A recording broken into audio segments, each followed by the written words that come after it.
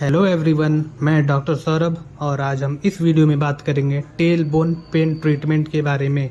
Tail bone हमारी ये सबसे नीचे वाली हड्डी होती है जो कि 4 हड्डियों से मिलकर बनती है और फ्यूज़ होकर एक हड्डी हो जाती है। और इसमें जो दिक्कत आती है उसे हम कॉक्सोडीनिया बोलते हैं।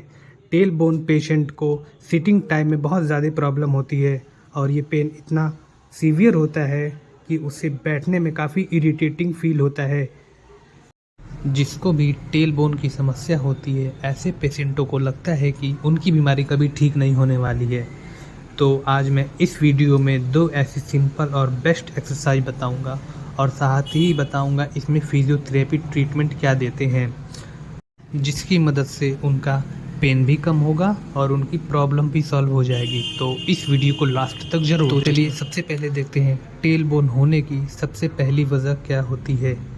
इसकी सबसे पहली वजह होती है जब भी हम सीढ़ियों से स्लिप करके या फिर फ्लोर पे बटक्स के बाहर गिरते हैं तो सबसे ज़्यादा इम्पैक्ट हमारे टेल बोन पे आता है, जिसकी वजह से टेल बोन या तो हल्का सा अंदर की तरफ फैल जाती है या फिर हल्का सा बाहर की तरफ मूव कर जाती है। तो इसकी वजह से हमारे टेल बोन में स्वेलिंग आ जाती है और इसके अराउंड जो मसल्स रहते हैं जैसे कॉक्सीजियस मसल, ट्यूबोकॉक्सीजियस मसल, इलियोकॉक्सीजियस मसल, इसकी वजह से उनमें स्पाज्म हो जाता है और टाइटनेस आ जाती है और स्वेलिंग होने की वजह से ये टेल बोन में पेन करता है। टेल बोन होने की दूसरी सबसे बड़ी वजह हमारी सेडेंट्री लाइफ स्टाइल होती है। अक्सर लोगों को बेड पर बैठने की ज़्यादा देर तक आदत होती है, जिसकी वजह से हमारे टेल बोन पे ज़्यादा प्रेशर आता है और उसमें स्वेलिंग आ जाती है, जिसके कारण उस पर ज़्यादा स्ट्रेस पड़ता है। तो ये 2 मेन कारण होते हैं टेल बोन पे प्रेशर डालने के लिए।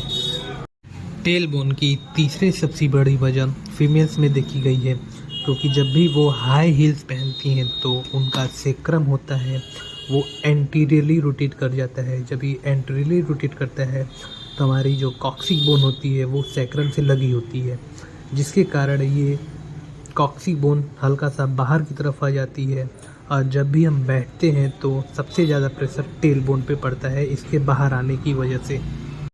तो ये टेल बोन होने की 3 सबसे मुख्य वजह होती है। आइए अब हम इस वीडियो में जानते हैं टेल बोन होने के बाद फिजियोथेरेपी में इसमें क्या ट्रीटमेंट देते हैं। अगर एक्यूट फेज़ में है तो हम इस पे ice pack 15 to 20 minute ice pack देते हैं और अल्ट्रासाउंड थेरेपी देते हैं। अगर ये क्रॉनिक फेज़ में है तो इसमें हम SWD यानी शॉर्ट वेव डायथर्मी देते हैं और अल्ट्रासाउंड थेरेपी देते हैं। टेल बोन के पेशेंटों को कॉक्सी कुशन का यूज़ ज़रूर करना चाहिए। जैसा कि आप स्क्रीन में देख पा रहे हैं इसे हम कॉक्सी कुशन बोलते हैं।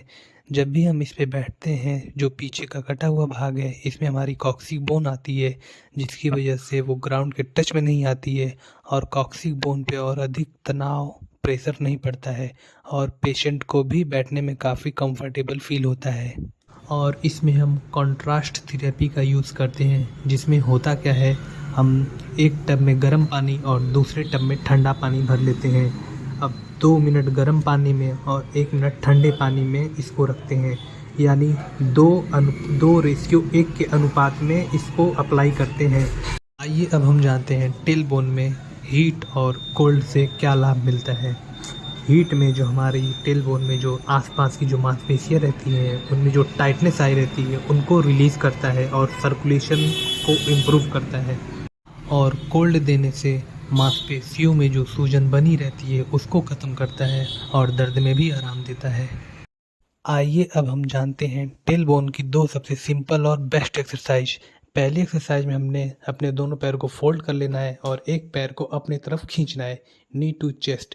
इसको करने से क्या होगा, हमारी जो सेक्रम और कॉक्सी के अराउंड जो मसल्स हैं उसमें थोड़ा सा स्ट्रेच आएगा और पेन में रिलीफ मिलेगा।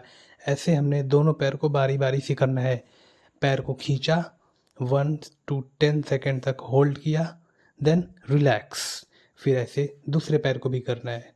पैर को अपनी तरफ खींचा, मन में काउंट किया 1 to 10 तक, देन रिलैक्स।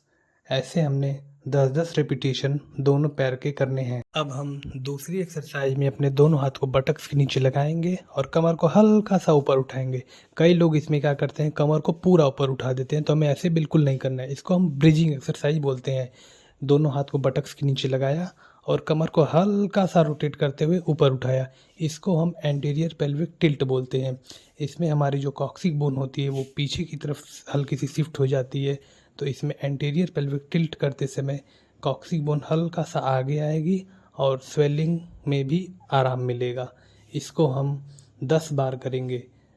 कमर को ऊपर उठाया, 10 तक काउंट किया, देन रिलैक्स।